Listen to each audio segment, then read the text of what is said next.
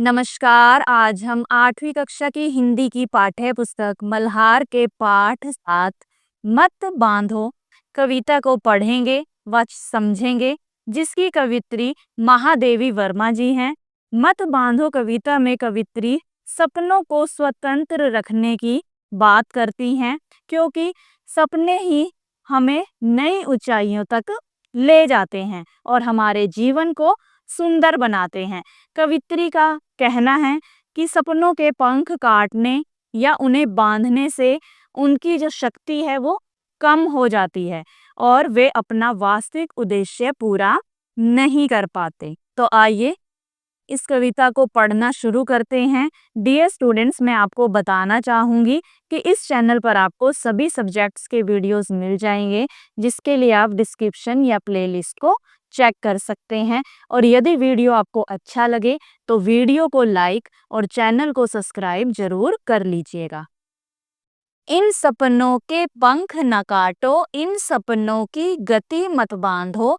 सौरभ उड़ जाता है नभ में, फिर वह लौट कहाँ आता है। बीज धूलि में गिर जाता जो, वह नभ में कब उड़ पाता है। अग्नि सदा धरती पर जलती, धूम गगन में मंडराता है।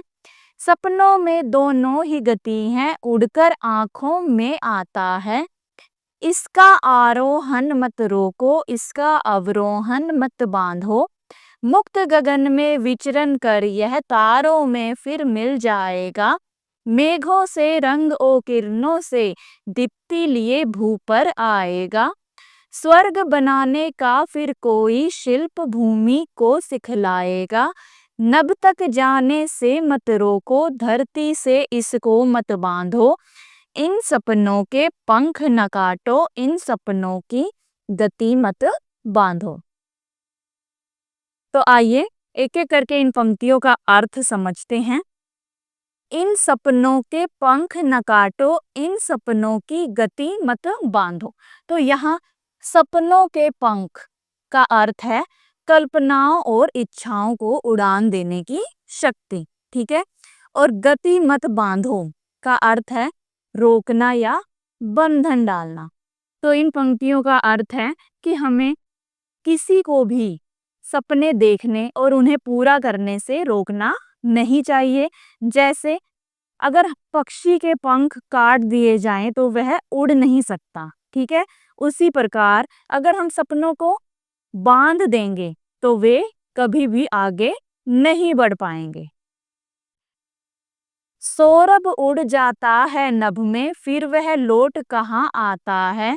बीज धूलि में गिर जाता जो, वह नभ में कब उड़ पाता है। तो यहाँ सौरभ का अर्थ क्या है? सुगंध या खुशबू, ठीक है। और नभ का अर्थ है आकाश, आसमान।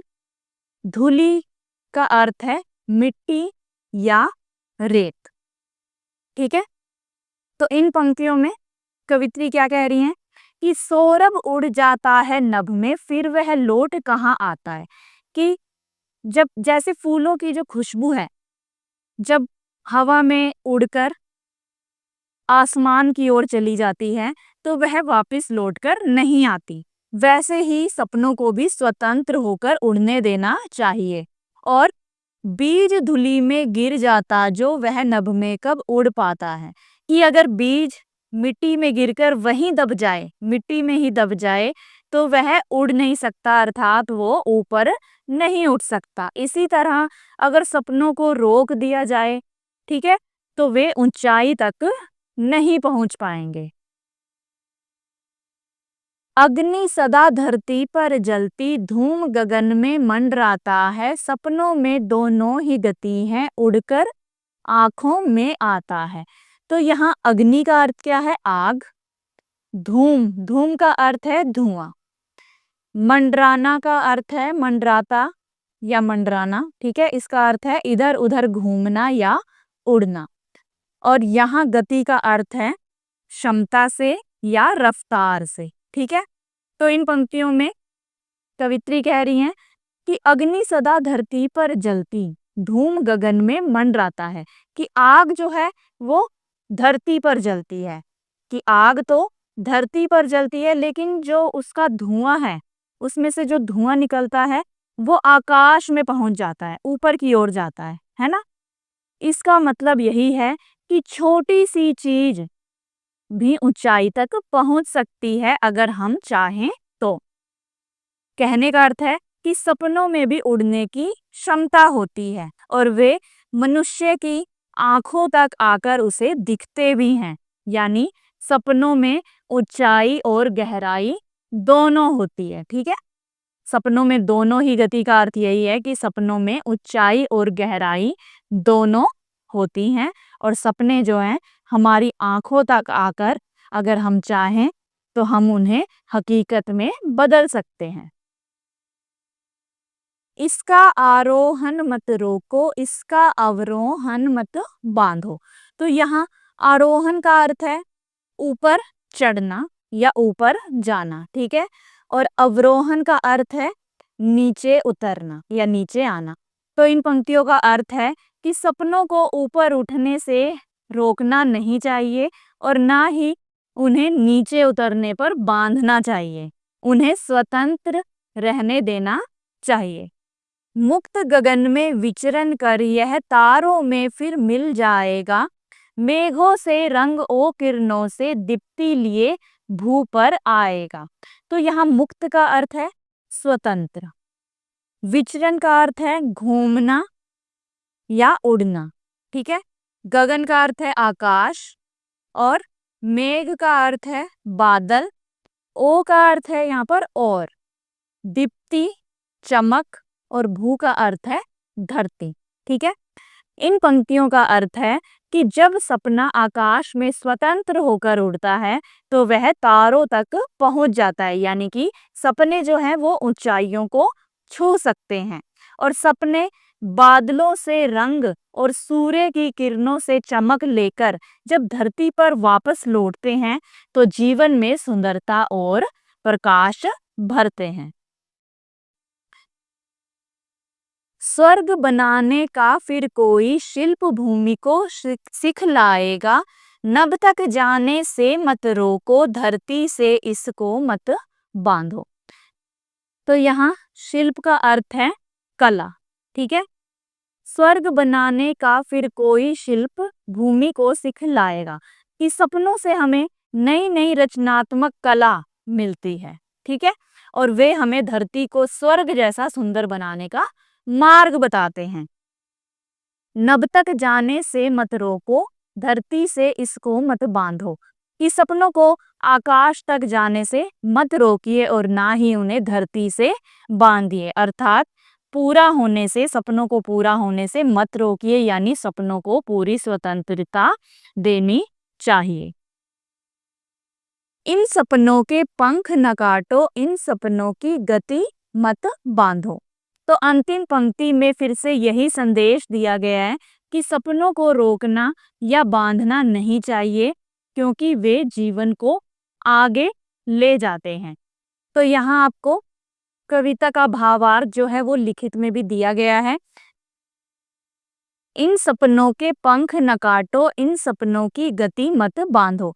तो सपनों के पंख का अर्थ हो गया कल्पनाओं और इच्छाओं को उड़ान देने की शक्ति, और गति बांधना का अर्थ हो गया रोकना या बंधन डालना। और व्याख्या क्या है कि हमें किसी को भी सपने देखने और उन्हें पूरा करने से रोकना नहीं चाहिए। जैसे पक्षी के पंख काटने से वह उड़ नहीं सकता, वैसे ही अगर हम सपनों को बांध देंगे तो वे आगे नहीं बढ़ पाएंगे। सौरभ उड़ जाता है नभ में, फिर वह लौट कहाँ आता है, बीज धूलि में गिर जाता जो, वह नभ में कब उड़ पाता है। तो सौरभ का अर्थ हो गया सुगंध, नभ आकाश, धूलि मिट्टी या रेत। और व्याख्या कि जैसे फूल की सुगंध आकाश की ओर उड़ जाती है और फिर वापस नहीं आती, वैसे ही सपनों को भी स्वतंत्र होकर उड़ने देना चाहिए। और अगर बीज मिट्टी में गिरकर वहीं दब जाए तो वह कभी उड़ नहीं सकता, अर्थात ऊपर नहीं उठ सकता। इसी तरह अगर सपनों को रोक दिया जाए तो वे ऊंचाई तक नहीं पहुंच सकते। अगली पंक्तियां, अग्नि सदा धरती पर जलती, धूम गगन में मंडराता है, सपनों में दोनों ही गति हैं, उड़कर आंखों में आता है। अग्नि का अर्थ है आग, धूम का अर्थ धुआं, मंडराना इधर उधर उड़ना, घूमना या उड़ना, गति का अर्थ है क्षमता या रफ्तार। और व्याख्या, आग तो धरती पर जलती है लेकिन उसका धुआं आकाश में पहुंच जाता है। इसका मतलब है कि छोटी सी चीज भी ऊंचाई तक पहुंच सकती है। सपनों में उड़ने की भी क्षमता है और वे मनुष्य की आंखों तक आकर उसे दिखते भी हैं। यानी सपनों में ऊंचाई और गहराई दोनों होती हैं। इसका आरोहण मत रोको, इसका अवरोहण मत बांधो। तो आरोहण का अर्थ हो गया ऊपर चढ़ना या ऊपर जाना, और अवरोहण का अर्थ हो गया नीचे उतरना। और व्याख्या, कि सपनों को ऊपर उठने से मत रोकिए और नीचे उतरने पर मत बांधिए, उन्हें स्वतंत्र रहने दीजिए। मुक्त गगन में विचरण कर यह तारों में फिर मिल जाएगा, मेघों से रंग ओ किरणों से दीप्ति लिए भू पर आएगा। तो मुक्त का अर्थ हो गया स्वतंत्र, गगन का आकाश, विचरण घूमना या उड़ना, मेघ बादल, ओ का अर्थ है और, दीप्ति चमक तेज, और भू का अर्थ है धरती। और व्याख्या क्या है कि जब सपना आकाश में स्वतंत्र होकर उड़ता है तो वह तारों तक पहुंच जाता है। यानी सपने ऊंचाइयों को छू सकते हैं। सपने बादलों से रंग और सूर्य की किरणों से चमक लेकर जब धरती पर लौटते हैं तो जीवन में सुंदरता और प्रकाश भरते हैं। अगली पंक्तियां, स्वर्ग बनाने का फिर कोई शिल्प भूमि को सिखलाएगा, नभ तक जाने से मत रोको, धरती से इसको मत बांधो। तो शिल्प का अर्थ है कला या बनाने की विधि। और व्याख्या, सपनों से हमें नई नई रचनात्मक कला यानी शिल्प मिलती है। वे हमें धरती को स्वर्ग जैसा सुंदर बनाने का मार्ग बताते हैं। सपनों को आकाश तक जाने से मत रोकिए और ना ही उन्हें धरती से बांधिए, अर्थात पूरा होने से मत रोकिए। यानी सपनों को पूरी स्वतंत्रता दीजिए। अगली पंक्तियां, इन सपनों के पंख न काटो, इन सपनों की गति मत बांधो। अंतिम पंक्ति में फिर से यही संदेश दिया गया है कि सपनों को रोकना या बांधना नहीं चाहिए, वे जीवन को आगे ले जाते हैं। तो यह कविता हमें सिखाती है कि मनुष्य के सपनों को उड़ने की स्वतंत्रता देनी चाहिए, क्योंकि सपनों से ही जीवन में नई रचनाएं, प्रगति और सुंदरता आती है। तो यहाँ महादेवी वर्मा जी का परिचय भी दिया गया है, आइए इसे भी पढ़ते हैं। ये है महादेवी वर्मा जी का चित्र, ठीक है। और उनका जन्म 1907 में हुआ और मृत्यु 1987 में। तो उनका जीवन काल 1907 से लेकर 1987 तक रहा। हिंदी की